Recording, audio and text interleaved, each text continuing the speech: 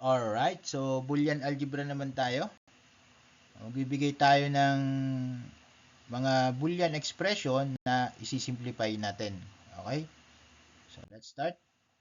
Simplify the logic expression Q is equal to A plus C plus D prime times the quantity B prime C D plus A times B plus C plus D prime plus A B prime C prime D. Alright? So, simplify na natin siya. Bago pala tayo mag-simplify, ang Boolean expression po kasi, ang mga values lang niya ay dalawa lang. It's either 1 or 0. Okay? So, kapag ang B natin ay 1, ang B bar natin ay tinatawag natin 0. Wala kayong nakita ritong B bar, pero meron kayong nakitang prime, D prime, B prime, D prime. So, yun po ang katumbas ng B bar. Mamaya, ang sulat ko mamaya dito ay in terms of B bar. Papalitan ko yung prime ng B bar. Okay? So, pag sisimplify ng logic expression, kailangan nyo pong ng mga properties and theorems na ginagamit natin sa Boolean algebra. Meron din tayong commutative, associative, mga ganong mga theorems. Okay?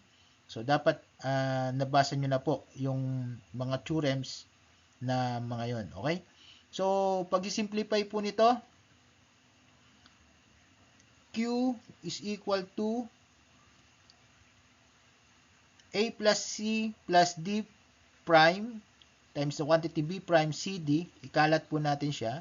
Okay, pasok natin si A sa AB bar C D plus B bar C C D plus B bar C D D bar plus ito naman AB plus AC plus AD bar plus AB bar C bar D. Alright? So, Q is equal to kunin natin to tsaka ito, isi-simplify natin yan mamaya. Pero bago yun, makikita nyo ito pong C, dalawang C. Kung halimbawa siya ay 1, ay di magpagkatulad lang naman sila. So, mananatili siyang isa na lang. Pag-iisahin na lang natin yung C.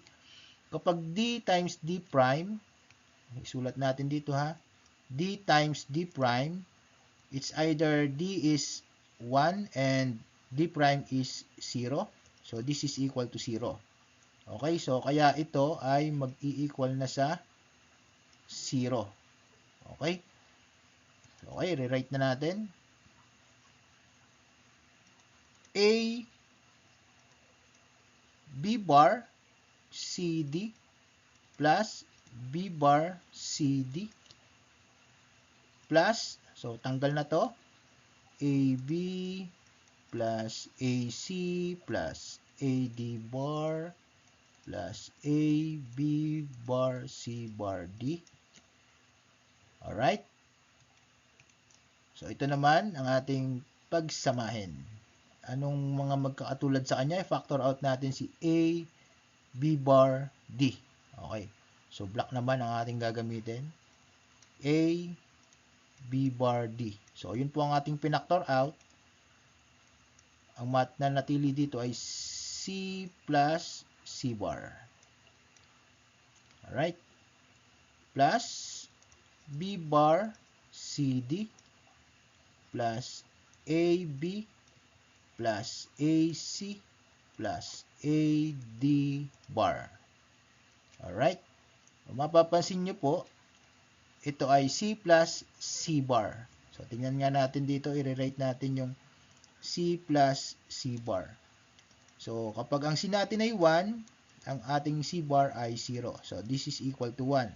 So, 1 times AB bar D is equal to AB bar D. So, Q is equal to AB bar D plus B bar CD plus AB plus AC plus AD. Alright? So, i-factor out naman natin si mga A. Factor out natin yung mga A na yan. So, Q is equal to A times B bar D plus B plus C plus D. May bar pala yan. Nalimutang isulat kanina. Plus B bar C D. Alright? So, Q is equal to A times ito ay pagsamahin natin. B plus B bar times B plus D plus C plus D bar plus B bar C D. Alright, so Q is equal to, black naman gamitin ko, ito po ay equal to 1. So, A times, hindi na natin susulat si 1, B plus D na lang, plus C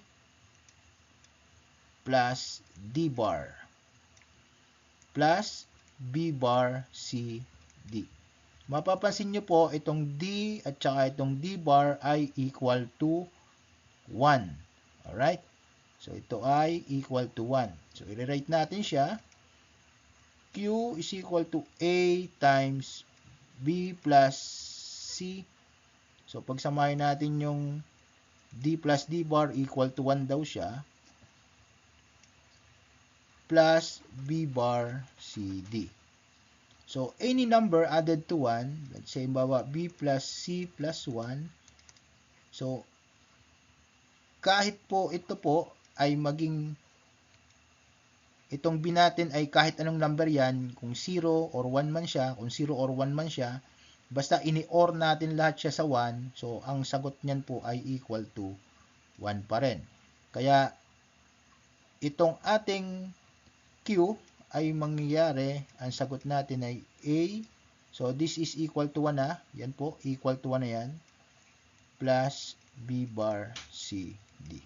So, yan na po ang ating magiging final answer. Alright? So, thank you po.